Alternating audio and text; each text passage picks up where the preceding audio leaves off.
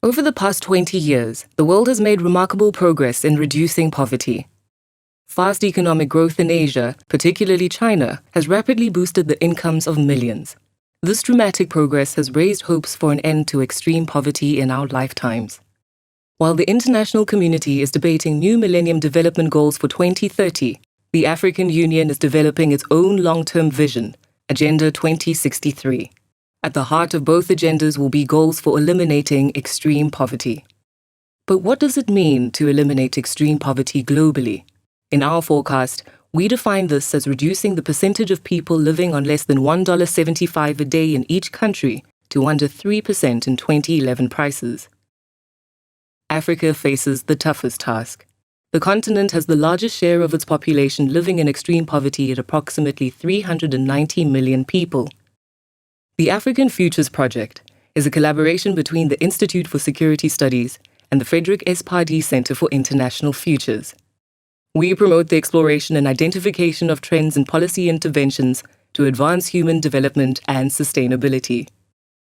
To test whether the goal of eliminating extreme poverty by 2030 is achievable for African countries, we use the International Futures Forecasting System to model 4 aggressive but reasonable interventions to reduce extreme poverty in Africa.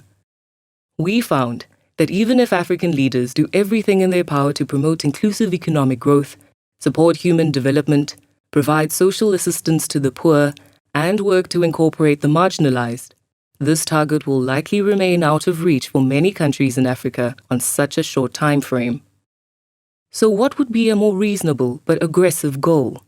Our analysis suggests that Africa as a whole could reduce extreme poverty to below 15% by 2030 and to below 3% by 2048, thus eliminating extreme poverty well before 2063.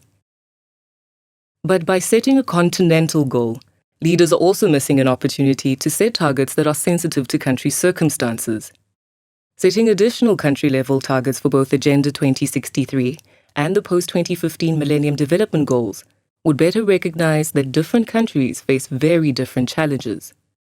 With 80% of its people living below the poverty line, a large poverty gap, low economic growth and high population growth, Madagascar, for example, may need more time to make significant progress in reducing poverty than Ethiopia or Burundi. Finally, policymakers need to pay more attention to chronic poverty. Chronic poverty occurs when people are poor for long periods of time and are unable to escape poverty no matter what they do. This happens because the challenges they face are both complex and overlapping. These challenges include discrimination and exclusion, bad health, low education, and poor opportunities, among others. Reducing chronic poverty requires a dedicated effort to address these challenges. It also means a stronger focus on inequality and the structural transformation of African economies. There is huge potential in Africa to make significant strides to reduce extreme poverty in coming decades.